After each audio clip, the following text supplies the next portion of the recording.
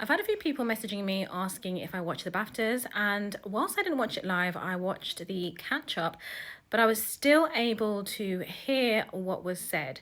Let's talk about it. By now, we all know what happened at the BAFTAs, and I'm not making this video to talk about John Davidson's involuntary tic, which he said, as he suffers from Tourette's. I'm not entering into that debate. Some people are debating it currently, saying whether it was actually racist, whether he meant to say what he did say.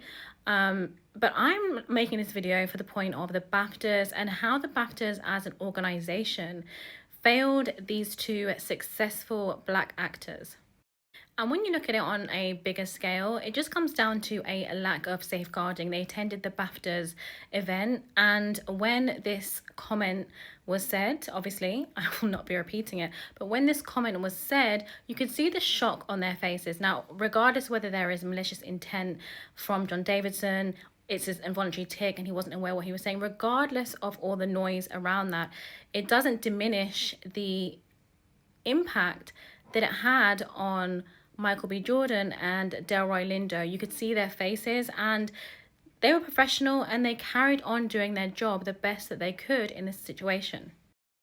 But here's where BAFTA should have addressed the situation and done a lot more than they actually did. So when John Davidson first said what he said, somebody could have taken him out of the room.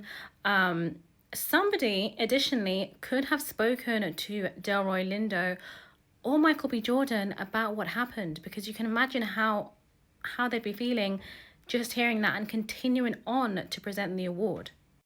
Delroy Lindo himself came out and said that he wished somebody had actually spoken to him, somebody from BAFTA. And the BAFTA should have apologized for everything that happened.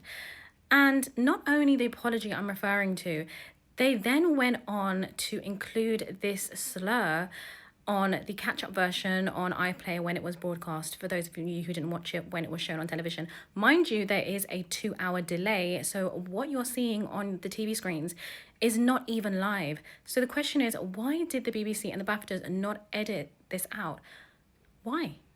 Knowing that it would be offensive to the millions of people that watch it at home when they have to then relive what happened on catch-up. It's since been edited out, but that is not the point. I also believe that somebody said Free Palestine and that was edited out. So why was this chosen to remain before finally being edited out, before many people had already seen what took place? Eventually, the BBC offered an apology and said, "We apologise that this was not edited out prior to broadcast." And Michael B. Jordan's family were in tears after what happened.